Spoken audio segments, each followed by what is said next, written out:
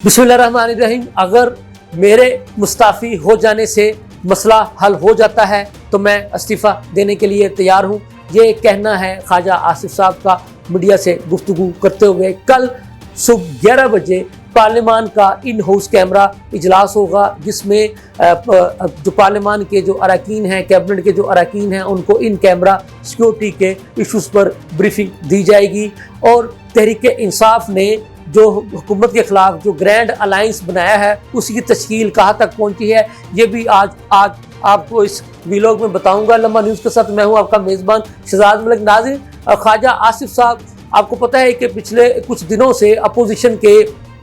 तुंदो तेज़ सवालात के घेरे में है। तो अपोजिशन जो है वो उनसे मुसलसल ये जो जाफ़र एक्सप्रेस वाला जो वाक़या हुआ था, तो बतौर वज़ीर दिफा उनसे मुस्ताफ़ी होने का मुतालबा कर रही थी। तो आज जब मीडिया के दोस्तों ने ख्वाजा आसिफ साहब से ये कहा थे कि अपोजिशन वाले जो है वो सिक्योरिटी लैब्स की जिम्मेदारी आप पर डालकर आपसे मुस्ताफ़ी होने का मुतालबा कर रहे हैं, तो इस पर ख्वाजा आसिफ साहब का कहना था कि अगर मेरे मुस्ताफ़ी हो जाने से ये मसला हल हो जाता है तो मैं मुस्ताफ़ी होने को तैयार हूँ। तो ख्वाजा आसिफ साहब का मज़ीद ये कहना था। अब देखने वाली बात ये है कि तहरीक इंसाफ वाले जो कि बात बात पर बात करना जो है वो इनकी आदत बन चुकी है, लेकिन जो हमारे मुल्क में जो वाक़यात हो रहे हैं दहशतगर्दी के, उन दहशतगर्दी के वाक़यात की मज़म्मत जो है वो हर सियासी जमात ने की, हर इदारे ने की। इवन उन्होंने कहा कि जी UNO तक ने उसकी मज़म्मत की, लेकिन ख्वाजा आसिफ साहब का ये कहना था कि नहीं मज़म्मत की तो बानी चेयरमैन PTI इमरान खान ने नहीं की, तहरीक इंसाफ वालों ने नहीं की। तो ख्वाजा आसिफ साहब का ये कहना था कि देखने वाली बात ये है कि जब इस वक्त मुल्क में जो है दहशतगर्दी के वाक़यात रूनमा हो रहे हैं, तो एक ऐसी जमात का लीडर, एक ऐसा शख्स जो है वो जो बात बात पे जो है वो करता है, हुकूमत पर तनकीद के नश्तर बरसाता है, लेकिन जब मुल्क में इस तरह के दहशतगर्दी के वाक़यात रूनुमा होते हैं तो ऐसे शख्स को उन वाक़यात की मज़म्मत करने की तौफ़ीक क्यों नहीं होती। तो ख्वाजा आसिफ साहब का बहरहाल फिर ये कहना था कि अगर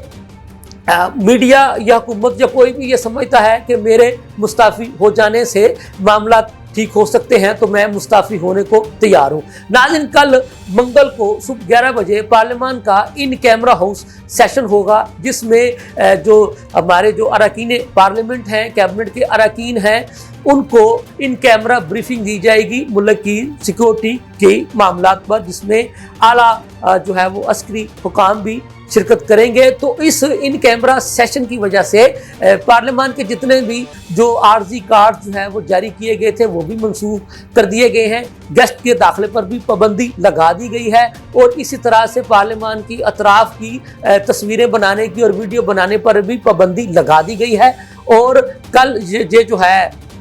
इजलास इन कैमरा होने जा रहा है, उसमें जो अच्छी और खुशाइंद बात यह है कि उसमें तहरीक इंसाफ वालों ने भी बग़ैर किसी सियासत के इसमें शिरकत करने का ऐलान किया है। ये अच्छी बात है कि उनको कौमी मामलात में, कौमी इश्यूज़ में हिस्सा लेना चाहिए। तो जो तहरीक इंसाफ के जो रहनुमा है उनका ये कहना है कि कल जो इन कैमरा हाउस इजलास होने जा रहा है, तहरीक इंसाफ उसमें भरपूर शिरकत करेगी। नाज़रीन, हमने तीसरी बात आपको ये बताई थी कि तहरीक इंसाफ हामिद रज़ा साहब और मौलाना फजल रहमान साहब के साथ मिलकर तहरीक इंसाफ वाले अपोजिशन का एक ग्रैंड अलायंस बनाने जा रहे हैं। शेख वकास अकरम जो कि तहरीक इंसाफ के मरकजी सेक्रेटरी इतलात हैं, उनका ये दावा है कि बहुत सारी अपोजिशन जमातों के साथ तहरीक इंसाफ के इब्तदाई निकात पर इतफाक कर लिया गया है। अब ये तय करना बाकी है कि इस एहतजाजी तहरीक का कार क्या होगा, क्या जलसे जुलूस करने हैं, रैलियां निकालने हैं, अवामी राब्ता मुहिम शुरू करनी है, पार्लियामान के अंदर एहतजाज करना है या फिर पार्लियामान के बाहर एहतजाजी तहरीक चलानी है। लेकिन इन सब चीज़ों का फैसला عید الفطر کے بعد جب یہ اپوزیشن جماعتوں کے لوگ آپس میں بیٹھیں گے تو اس میں یہ سارے معاملات کو طے کر لیا جائے گا۔ لیکن شیخ وقاص اکرم صاحب یہ دعویٰ کر رہے ہیں کہ فی الحال